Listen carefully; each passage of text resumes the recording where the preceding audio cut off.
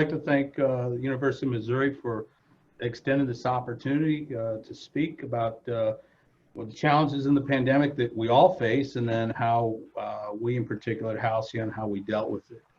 My name is Chris Lozano. I am the president of Halcyon. We are a manufacturer of solar shades, roller shades, and now PPE. So that's our story. Why turning into an ambush? Well, it has to do with who I am. I'm a retired lieutenant colonel of the United States Marine Corps with multiple tours in Afghanistan and Iraq. And my personal motto always has been to be bold and audacious in everything you do. There's timidity breeds defeat, and the best action is always the bold action. So fortune favors the bold, as the saying goes. So what was the calm? The calm was 2019. We were moving the company heavily into what I call capacity-based manufacturing. I was looking for the common manufacturing capabilities that we had. We were instilling a lot of process, a lot of discipline into the company that was needed as a precision manufacturer. And so in doing that, I was doing things like strengthening our supply lines. I don't call them supply chain, I call it supply line. It's a physical connection to our business and to our manufacturing capability.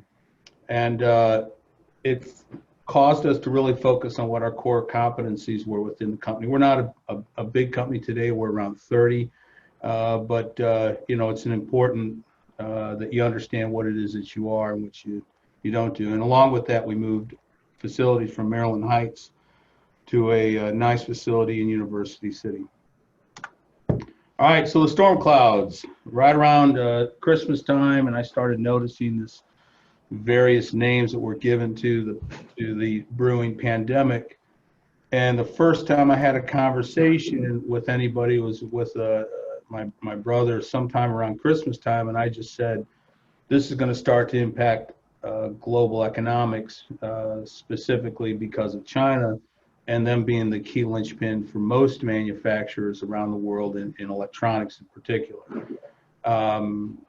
We fortunately do not or had not purchased any from China, and that was a very intentional thing for me. I'm obstinate that way. I don't think of China as my friend, and I had decided to diversify our vendor base in Europe and within the United States.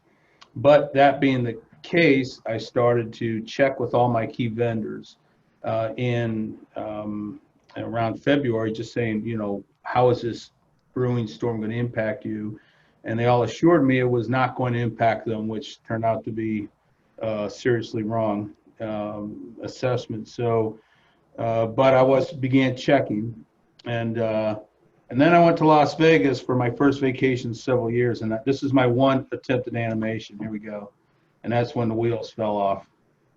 So we were on one of the final weeks of travel in the United States, and we came back, and it was like, oh crap, right? So now the ambush. All right, as a retired Marine, bold action means you don't run from the ambush, you turn into the ambush.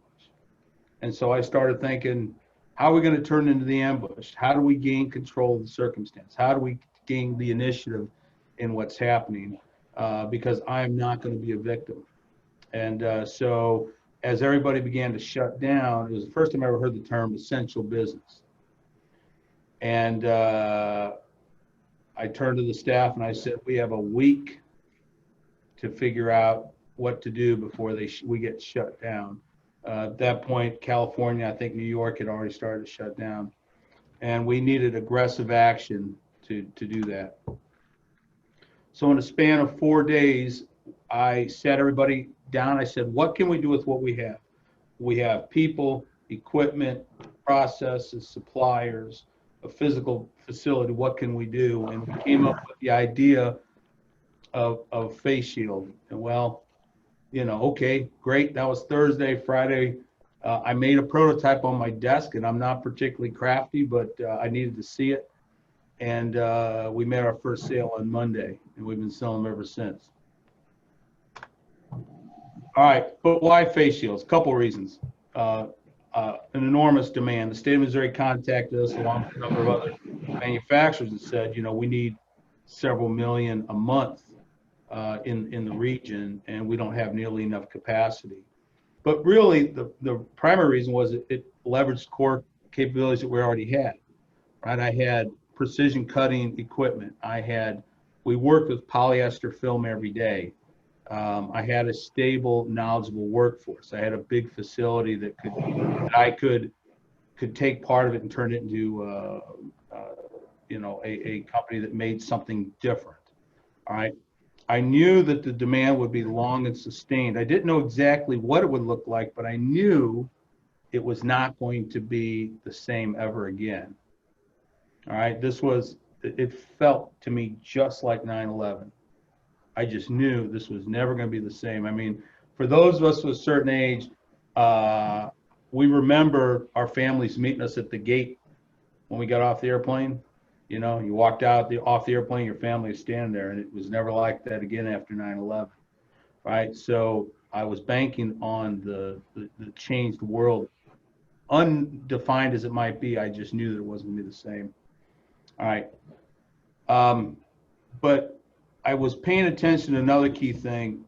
We have built so heavily on Asian imports, China, Hong Kong, Taiwan, Vietnam, and so on, that disruption in any form can be catastrophic.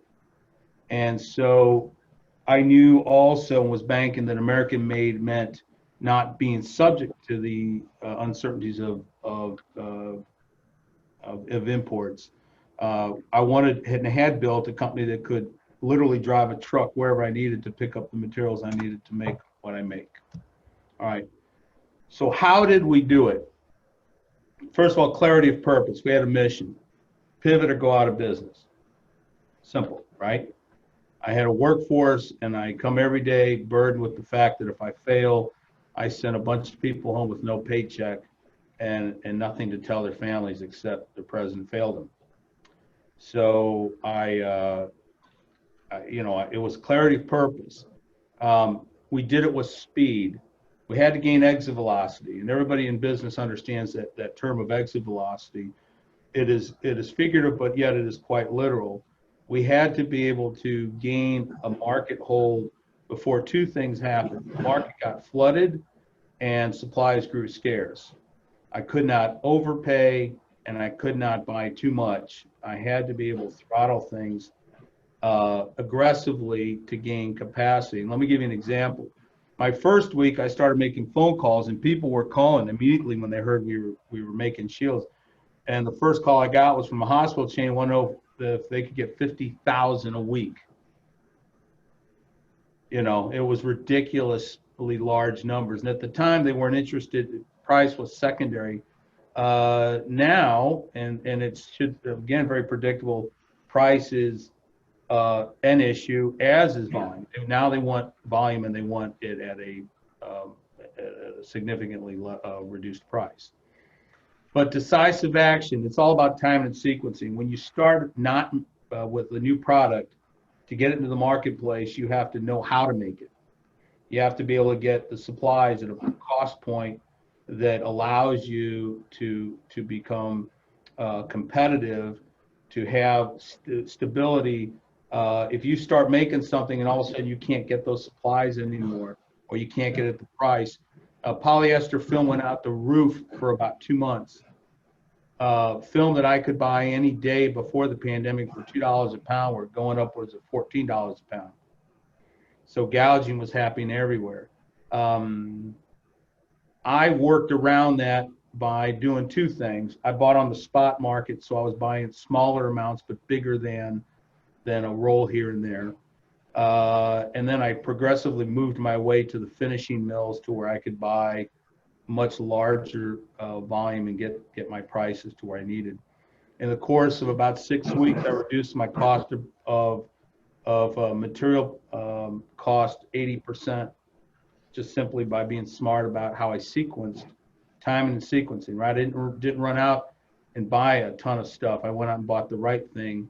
My first week in production, we were buying at Walmart and Lowe's. And today we buy straight from mills and other places, right? But we also made investments. We made significant investments in people, materials, and equipment. We have a brand new automated XY-axis cutting table that we had planned to buy anyway for the business, but we just accelerated it a year. We've doubled our staff. So instead of going out of business now, we actually have employed a significant number of additional people. But we made the investments because here's the key. If you're in it for the quick buck, you will be out very quickly. Think of those saps who bought up all the hand sanitizer thinking they're going to make a ton, and then they got shut out, right? You got to take the long view. You got to pivot fast, but you got to be willing to take the long view of how change. Well, so I have in my office a one of those motion sensor things. Okay. So what was the route to market? This is a question that was asked me recently. Prior, we were 100% B2B. We only use distributed channel sales. We're a manufacturer. We don't have B2C contact. But I realized very quickly that we were not going to be successful competing for large medical sales for two reasons. Everybody wanted $1 million. Everybody wanted $1 million, and everybody wanted to pay $1. And so, for it. And quite frankly, go find it somewhere else. If what you want is cheap Chinese, go find somebody who sells cheap Chinese. I don't, right? I put Americans to work. That's what I'm going to do. I'm looking for people who want the quality of what we build. And so I stuck to that. I absolutely stuck to it, and it has not let me down. All right. However, it meant I had to build a B2C model that did not previously exist. All right. And so through all of the various associations I had built, and I really put a lot of work into networking for opportunities, was we got into Amazon, which turned out to be quite a trick because Amazon had delisted all PPE sellers and had them reapply. They only approve about 1 out of 1,000 applications, and somehow through a little bit of fortune and being in the moment, we were able to get whitelisted on Amazon. So that's was immediately made the cost of customer acquisition go way down. And so we built a B2C model.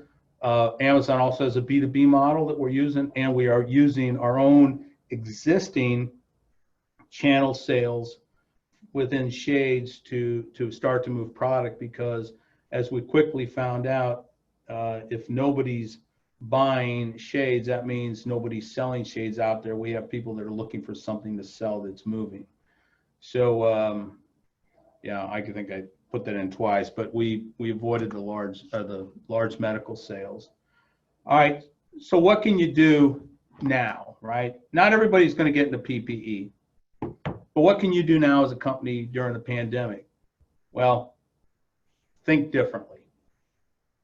Think about what you are, realize what you're not, and think about what you can be. All right, take stock.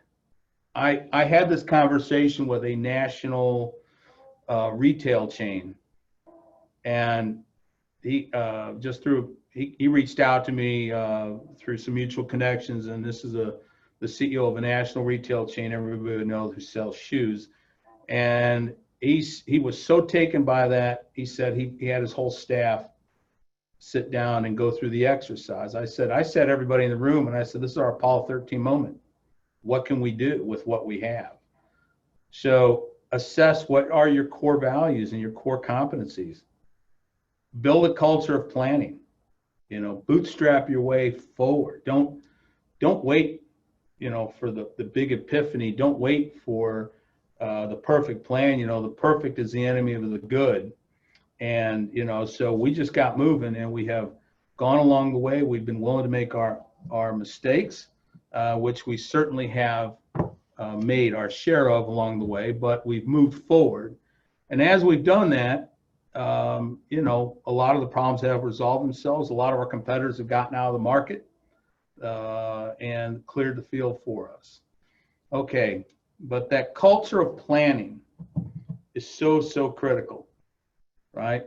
Uh, Standard repeatable process yields standard repeatable results, right? A plan is nothing, planning is everything. It allows you to think methodically through your problem. All right, so I use a lot of metaphors. The minefield, I was a combat engineer. All right, I actually stood in live minefields. So this actually has real connotations to me. All right. But what is the minefield in business? Hey, we're going to get rich. You know, that is the biggest trap in the world. If you're not in it for the long haul, you are going to go broke. All right. Don't overinvest in the wrong things. I had a company who's getting out of the PPE business contact me this week, wanting to sell me all of their overstock that they bought way too much of. And I said I'd be happy to for a discount. All right. The last point is the one that which you should absorb and live by. Be willing to fail fast and pivot multiple times. All right. Don't hold on to it. There's nothing worse than an idea you fall in love with. Be willing to fail fast. Didn't work, move on, right? Move on again. Do it again, right? Check your ego at the door, especially if you're in senior leadership. Do not fall in love with your ideas, all right? Your people have the answer. You just have to listen. All right, well, that's in a down and dirty. I want to leave some time for questions, but these are some pictures from our facility here in University City. Anybody is welcome to stop in and see what we do here. And by the way, we still make shades while we're doing all of this. But we have continued to find a way. And I would encourage each of you to undertake the planning necessary to figure out how to stay essential, how to stay vibrant, through all of this.